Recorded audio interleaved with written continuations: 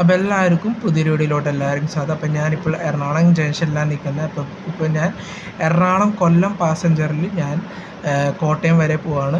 1:35 വണ്ടി എടുക്കുന്നത്. ഇപ്പോൾ 1:15 ഇതിൻ്റെ ട്രെയിൻ നമ്പർ 06769 എന്ന് പറയും. അപ്പോൾ ഈ വണ്ടി 1:35 എടുക്കും. അവിടെ കാണുന്ന വണ്ടി എന്ന് പറയുന്നത് എറണാകുളം പാലക്കാട് മെമു ആണ്. അപ്പോൾ നമ്മുടെ വണ്ടി 1:35 ഇവിടെ നിന്ന് എറണാകുളത്ത് നിന്ന് എടുക്കും. അപ്പോൾ ഫ്രണ്ട്സ്, നമ്മുടെ വണ്ടി കറക്റ്റ് ടൈമിൽ എടുത്തു. അപ്പോൾ അവിടെ കിടക്കുന്ന നേത്രവതി എക്സ്പ്രസ് ആണ്. 12:50 വരേണ്ട വണ്ടി 1:35 ആയപ്പോൾ വന്നത്, കുറച്ച് ലേറ്റാണ്. അപ്പോൾ നമ്മുടെ വണ്ടി അങ്ങനെ ഇവിടെ നിന്ന് വിട്ടു. ഇനി അടുത്ത സ്റ്റോപ്പ് എന്ന് പറയുന്നത് ഈ വണ്ടിയുടെ തൃപ്പൂണിത്തുറയാണ്. ഇതിനെല്ലായിടത്തും സ്റ്റോപ്പുണ്ട്, പാസഞ്ചർ ട്രെയിൻ ആയതുകൊണ്ട്.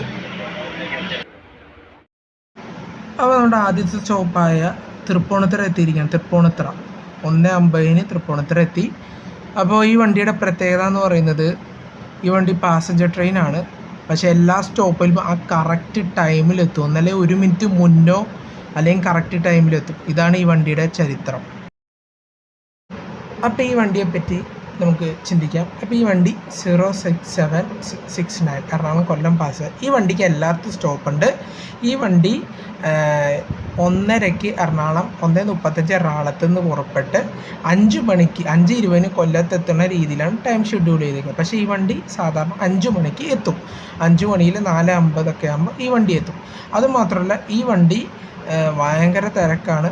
പിന്നെ എന്ന് പറഞ്ഞു കഴിഞ്ഞാൽ ഈ വണ്ടി പിറ്റേ ദിവസം 8 മണിക്ക് കൊല്ലത്തുനിന്ന് പുറപ്പെട്ട് 12 മണിക്ക് ഇത് എറണാകുളത്ത് എത്തുന്ന രീതിയിലാണ് ഈ വണ്ടി ടൈം ഷെഡ്യൂൾ ചെയ്തിരിക്കുന്നത്. അപ്പോൾ ഈ വണ്ടി തിരിച്ച് 12 മണിക്ക് വന്നിട്ട് 1:35 നേരെ തിരിച്ച് കൊല്ലത്തോട്ട് പോകും. അങ്ങനെയാണ് ഈ വണ്ടിയുടെ റൂട്ട് എന്ന് പറയുന്നത്.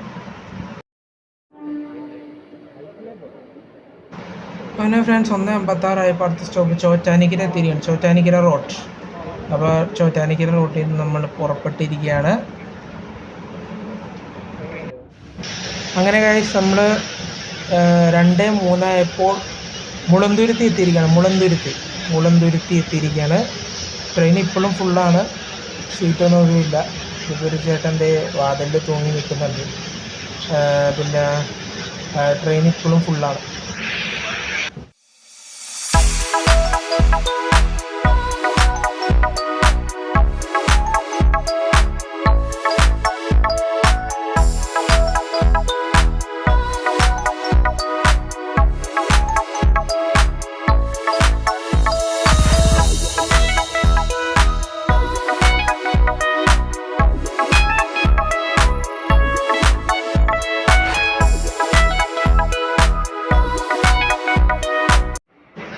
അങ്ങനെ ഗൈസ്, നമ്മളിപ്പോൾ പിറവത്ത് നിന്ന് പുറപ്പെട്ടു. പിറവം 2:16 ആയപ്പോൾ പിറവത്തിൽ നിന്ന് പുറപ്പെട്ടിരിക്കുകയാണ്. പിറവം അടുത്ത സ്റ്റോപ്പ് വൈക്കം.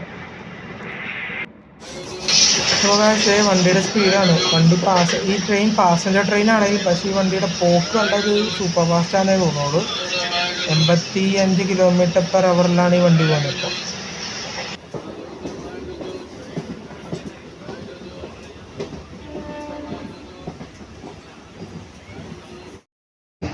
ഇപ്പോൾ അപ്പോൾ ഫ്രണ്ട്സ്, നമ്മളിപ്പോൾ വൈക്കം റോഡ് എത്തിയിരിക്കണം. വൈക്കം റോഡ് 2:23 ആയപ്പോൾ വൈക്കം എത്തി. അപ്പോൾ ഈ വണ്ടി വിട്ട ഉടനെ തന്നെ ഭയങ്കര സ്പീഡാണ്. എനിക്കിഷ്ടപ്പെട്ടു. ഇത്ര ഓൺ ടൈമിൽ ഓടുന്ന വണ്ടി, കോട്ടയം ഭാഗത്ത് ഓൺ ടൈമിൽ ഓടുന്ന വണ്ടിയാണ് ഈ പാസഞ്ചർ.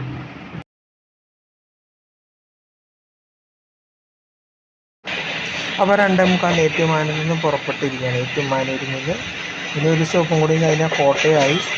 ഇപ്പോഴും വണ്ടി ഓൺ ടൈമാണ്, എവിടെയും പിടിച്ചിട്ടിട്ടൊന്നുമില്ല.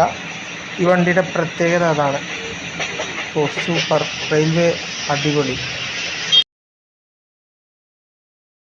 ഞാനിപ്പോൾ കോട്ടയത്ത് എത്തിയിരിക്കുകയാണ്. ഓൺ ടൈമിലെത്തി.